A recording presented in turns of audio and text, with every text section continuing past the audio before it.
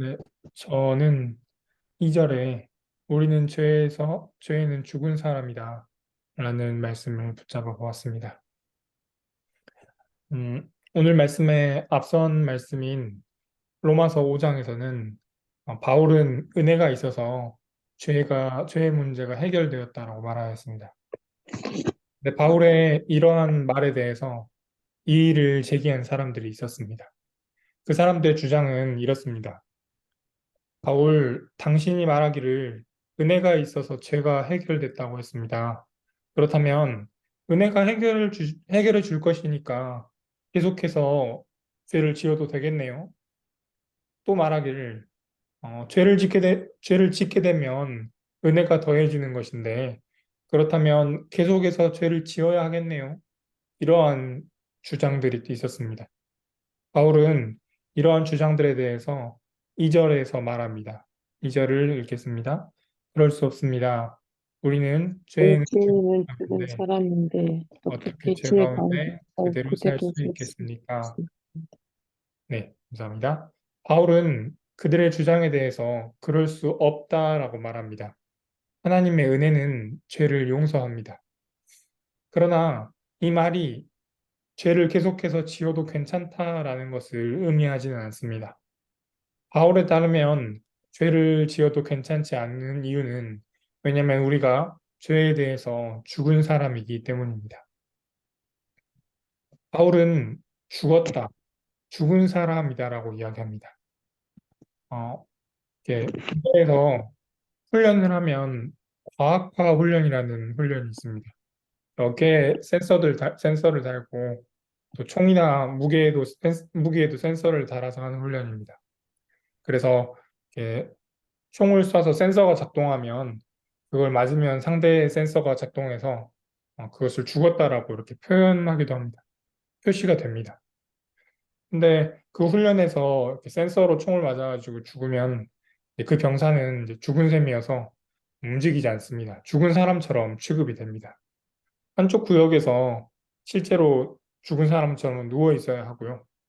또 훈련에서 먹을 것들이 나와야 하는데 그 사람은 죽은 사람 취급되어 가지고 거기에 맞는 식사도 나오지 않습니다. 그 사람은 이제 굶어야 합니다. 또 그 군대 훈련 중에 있는 전투의 지휘관의 명령을 받을 수도 없습니다.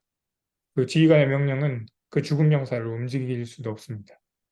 왜냐하면 훈련에서 죽은 것으로 처리되기 때문입니다. 죽으면 지휘관의 지배를 받지 않습니다. 마찬가지로 오늘 말씀에서도 죄에서 죽은 것과 마찬가지로 죽었다는 것은 죄의 지배를 받지 못한다라는 것을 말합니다.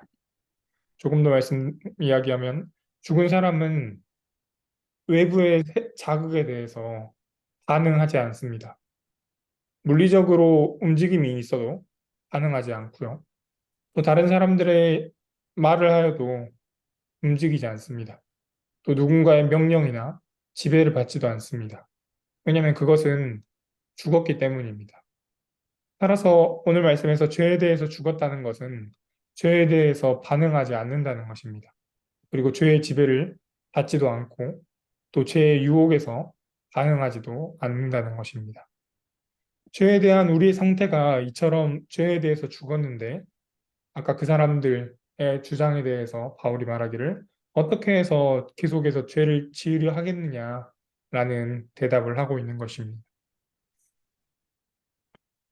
그렇다면 우리는 어떻게 죄에 대해서 죽었을까요? 라는 질문이 생기고 그 질문에 대한 대답으로 3절과 6절에 나타납니다.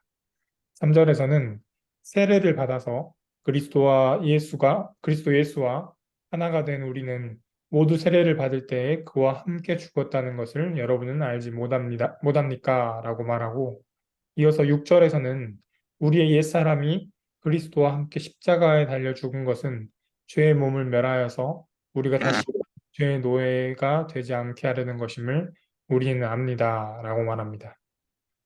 이 말씀은 바로 첫 번째는 세례를 받음으로 그리고 두 번째는 십자가에 함께 못 박힘으로 우리가 죄에 대해서 죽었다라고 말합니다.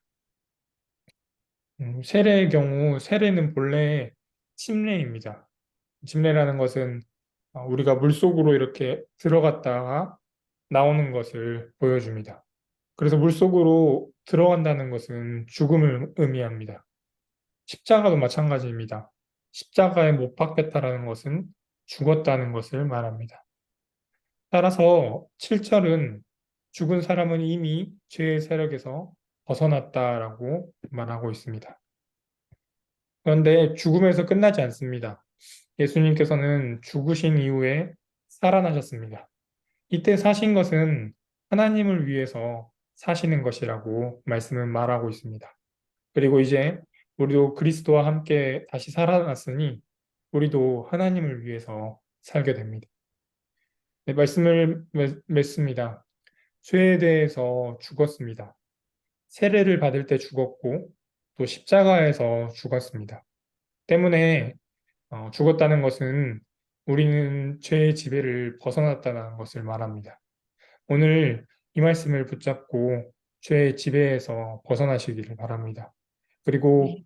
다시 살아나게 된 것은 하나님을 위해서 살게 된 것이니 또 하나님을 위해서 사는 오늘이 되시기를 바랍니다. 기도하겠습니다. 하나님 감사합니다. 오늘 말씀을 주셔서 감사합니다.